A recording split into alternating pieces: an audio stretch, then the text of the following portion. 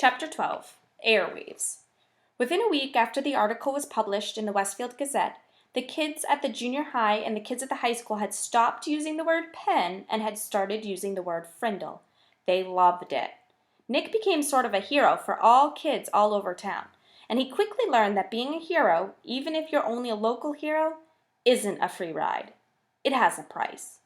People noticed Nick when he walked into his dad's hardware store or when he stood in line at the penny pantry to buy a candy bar. He could feel it when someone recognized him, and it made him shy and awkward.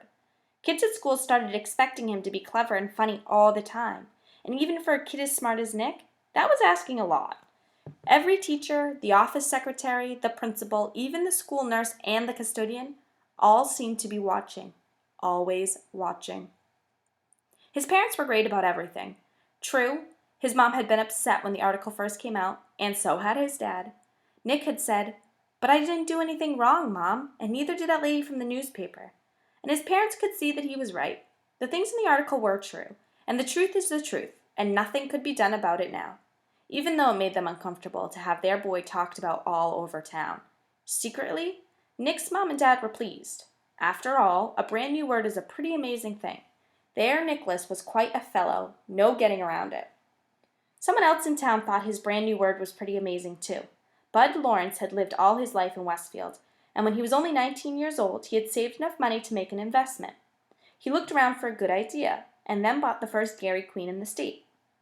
After a few years, he bought a McDonald's restaurant. That was almost 30 years ago, and these two restaurants had made him rich, one of Westfield's leading citizens. When Bud Lawrence saw the article about the new word, he had his lawyer file a preliminary trademark claim on the word Frindle.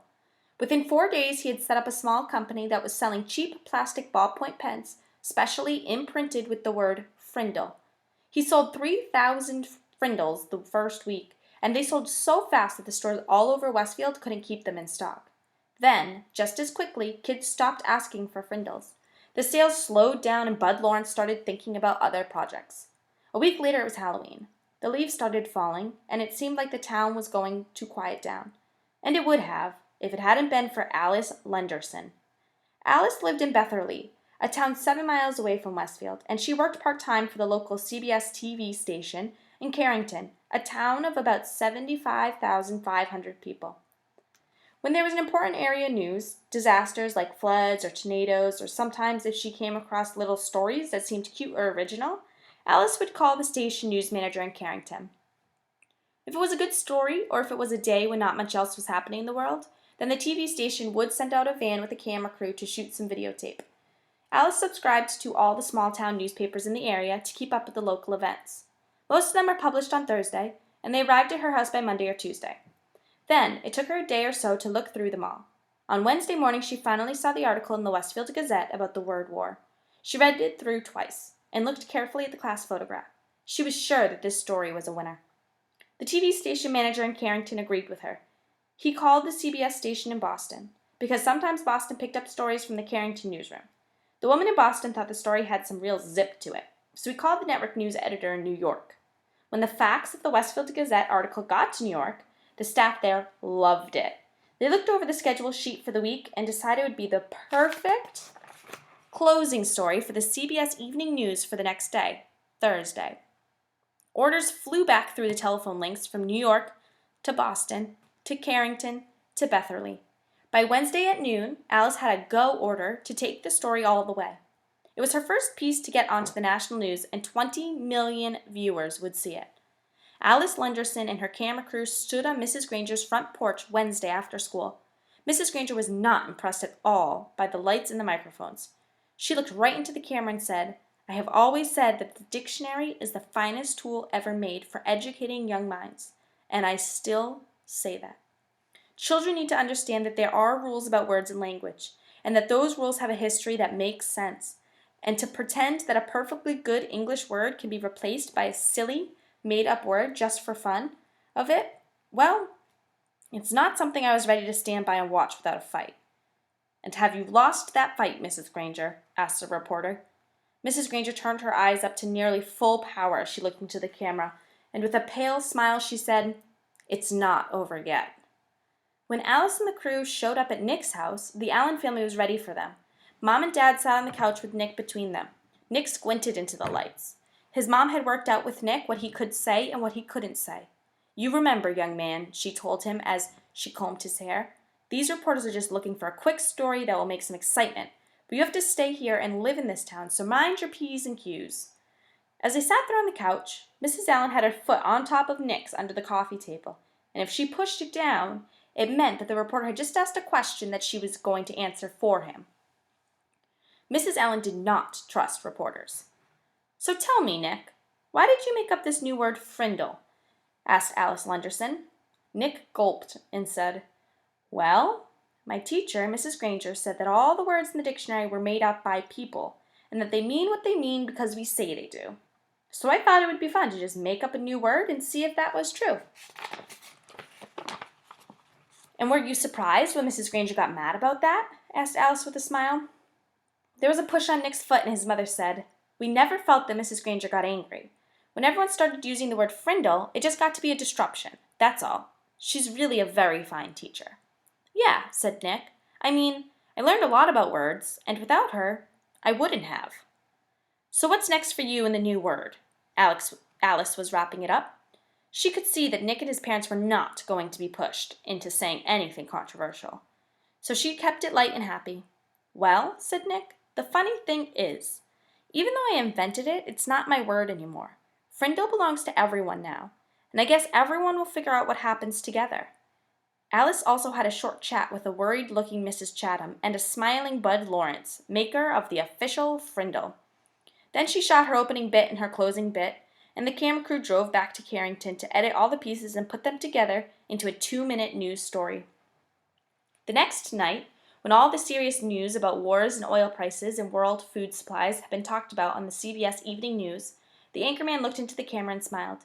He said, "It is believed by many that the word quiz was made up in 1791 by a Dublin theater manager named Daly. He had bet someone that he could invent a brand new word in the English language, and he chalked up the letters Q, U, I, Z onto every wall and building in town. The next morning, there it was. And within a week, people all over Ireland were wondering what it could mean, and a new word had been created. Quiz is the only word in English that was invented by one person for no particular reason. That is until now. Now there is a new word, frindle. And here's Alice Lunderson in Westfield, New Hampshire with the story." Alice came on screen with a short introduction. Then, right there on TV, Mrs. Granger and Nick and Bud Lawrence and Nick's mom were talking to 20 million people about frindles. One of those 20 million people was a producer for The Late Show with David Letterman. And another one of those 20 million people was a staff writer for People magazine, and another one was a writer for 321 Contact magazine for kids. Dozens of other writers and producers and marketing people saw that story on the news, and all of them smelled a great story. During the next 3 weeks, every man, woman, and child in America heard about this funny new word that kids were using instead of the word pen. And kids in Ohio and Iowa and New York and Texas and California started using it too. Bud Lawrence was suddenly flooded with orders for anything with the word frindle on it, and he quickly got interested again. But there were complications. Bud lawyers said, "You see, the stack of orders there? Trouble. That's what that is. We got a trademark filed, but it's only like an application. The whole country knows that the little kid made up the word, and unless you make a deal with his dad, you're going to end up with nothing. Maybe even a big fat lawsuit. That kid owns that word." When Mr. Allen came home at lunchtime, his wife told him that he had to call Bud Lawrence. "It's something about the new word." This was not good news to Tom Allen. He was sick and tired of all the fuss. And being away from the hardware store so much while all this nonsense was happening had put him weeks behind on his paperwork. He'd be lucky now to get his Christmas order in time. Even though he didn't really want anything to do with it, Bud was an old friend. So on the way back to the store, Nick's dad went to Bud Lawrence's office. "Tom, good to see you," said Bud. He stood up and walked around his desk to shake hands. "Have a seat." Tom sat down uneasily, and Bud pulled another chair over. "Ever seen Westfield so stirred up about anything in your life? You and Ginny must be pretty proud of that boy of yours. Bud couldn't remember Nick's name. Tom shifted in his chair and nodded. Yes, he's quite something, that's for sure. But I tell you, Bud, I'm ready for it all to just die down and blow away. Too much fuss. Instantly, Bud saw how to get what he wanted. Well, Tom, I'm afraid it's not really going to go that way. Looks like something started up, and people are real interested. You probably saw those bright red ballpoints around town with the word Frindle on them. That was my doing. Just testing the waters. But your boy, he owns that word. I got my lawyer to apply for a trademark a few weeks back, but that's just the way I am. New things come along. I like to be right there in the middle of it. He grinned at Tom Allen, and Tom smiled back weakly.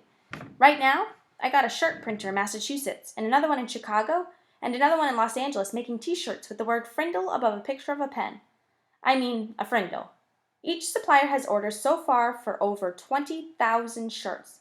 Profit on every one of those is going to be $2, maybe $3. And I'm talking with some big pen and pencil companies in Hong Kong and Japan about a deal that could be worth some really big money. They've seen this Frindle thing in the media, and they want to buy the rights to the trademark and make a new line of Frindles for kids. I'm not kidding. This is a hot, hot idea.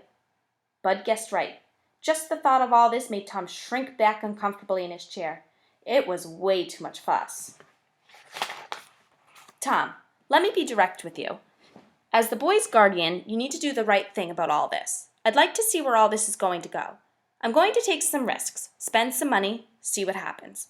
But I need your permission. I need your signature on these trademark papers, and I need to strike a deal with you about permission to use that trademark. I know it seems like a big ruckus about a word, but we just can't tell what is to come of it unless we take some steps. Bud pointed at the papers on his desk. That's a contract, and it's fair and honest. It gives your boy 30% of whatever profits I might make. That's a fair royalty. Generous for this kind of deal. So what do you say? Make sense? Let me take care of all the fuss and see if some good doesn't maybe come of it all. The papers and a pen were there on the desk next to Tom.